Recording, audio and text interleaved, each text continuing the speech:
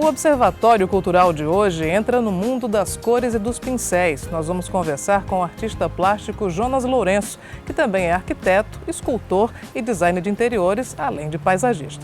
Jonas, seja bem-vindo ao Observatório Cultural.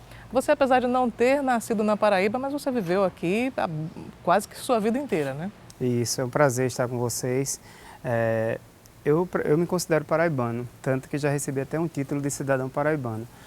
Desde criança eu moro aqui, nasci no Rio e minha mãe é paraibana e vim para cá pequeno. Tanto é que nem sotaque eu tenho, meu sotaque é paraibano. Tenho o maior prazer de viver aqui na Paraíba e construir minha história ao longo desse tempo todo aqui. A arte se manifestou na tua vida muito cedo, ainda na infância? Sim, desde criança eu sempre gostei de desenhar, pintar e tive a sorte de ter pais que também estimulavam isso. Eu recebi de presente caixas de lápis e para mim só o cheiro mesmo do lápis de cor e dos materiais de desenho já me estimulavam a pintar. E quando eu era criança, minha mãe, na correria de trabalho, ela trabalhava na Secretaria de Educação e ela tinha que me levar um expediente para lá, porque não tinha com quem deixar.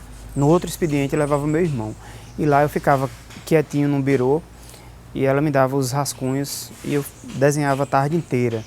E sempre gostei de desenhar. Todo papel que ia para o lixo virava um bloquinho de desenho.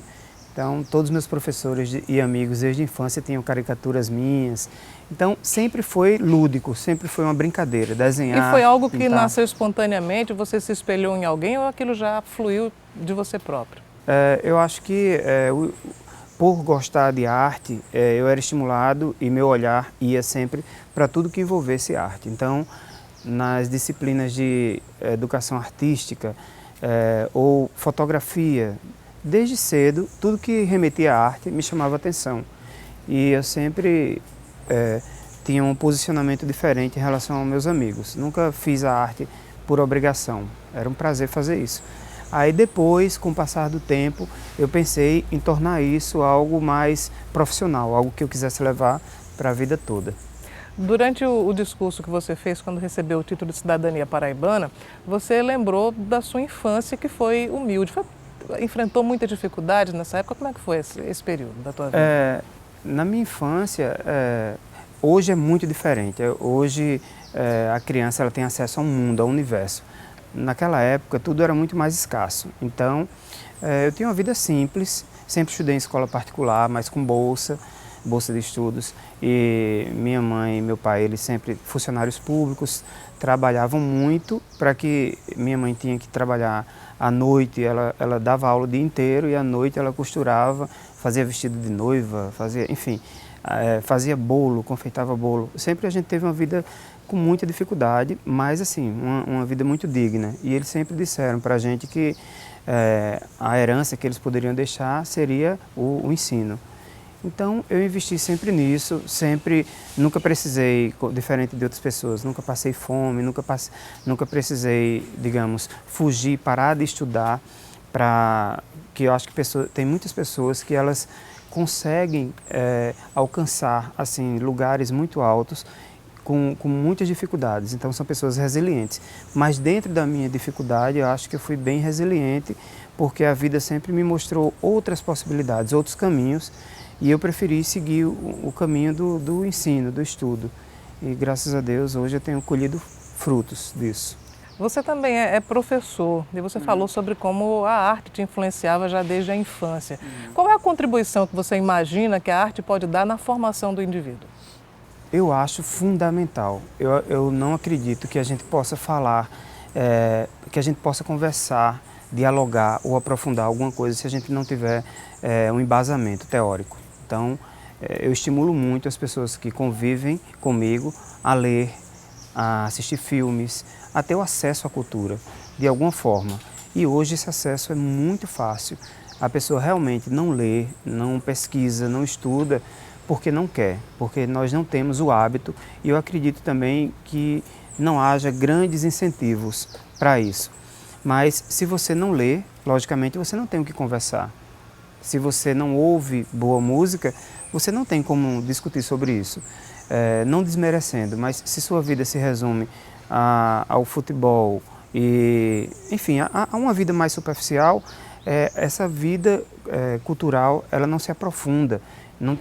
Você não tem o que discutir, você não tem como discutir política se toda a política que você conhece é o que você vê nas redes sociais. Então, eu acredito e estimulo as pessoas a estudarem, a pesquisarem, e eu acho que fugir um pouco também disso é através da arte. Você consegue alimentar a alma através da arte. Há alguns programas educacionais, governamentais, que acreditam que a arte pode, inclusive, tornar o cidadão mais pacífico e mais sensível. Você acha que isso é verdade? Sem dúvida, sem dúvida. A política pública, às vezes, ela estimula isso. Eu acho que em outros países, a gente vê muito esse tipo de iniciativa, onde o funcionário de uma empresa, ele tem 1 hora menos de trabalho para que aquela hora seja complementada com arte, com algum tipo de arte, seja música, dança, pintura, artes plásticas, até um filme. Ele pode mudar a forma que você enxerga o trabalho. Então, abrir esses horizontes, se a gente consegue isso através de um incentivo da própria empresa ou do Estado, enfim, eu acho que é uma forma de educar. Eu sempre faço isso. Essas atividades empíricas de sair de dentro de uma sala de aula, por exemplo, levar um grupo de pessoas para ter essa experimentação prática, faz com que a pessoa coloque dentro da sua mente e depois tenha o interesse de retornar isso para a sociedade.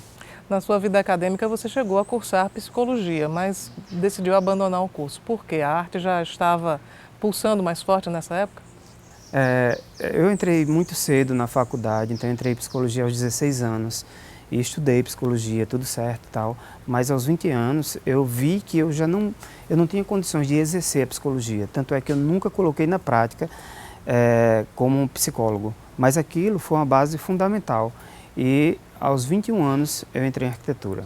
Porque até quando eu aplicava os testes vocacionais nas pessoas, no final de curso, época de estágio, eu percebia que para mim mesmo, a arte estava muito ligada, estava muito forte. Você chegou a concluir, então, psicologia? Eu estudei psicologia, mas eu não fiz a formação. Eu fiz outro vestibular já para arquitetura. Então, eu não tenho um título de psicólogo. Muita gente diz que eu sou psicólogo, mas eu não sou. Eu usei toda essa base e uso com os meus clientes. Quando as pessoas chegam e me procuram para fazer o projeto de uma casa, muitas vezes elas querem uma coisa e elas não sabem traduzir. E eu acho que ter essa sensibilidade para traduzir o sonho das pessoas, eu acho que a psicologia ela me ensinou.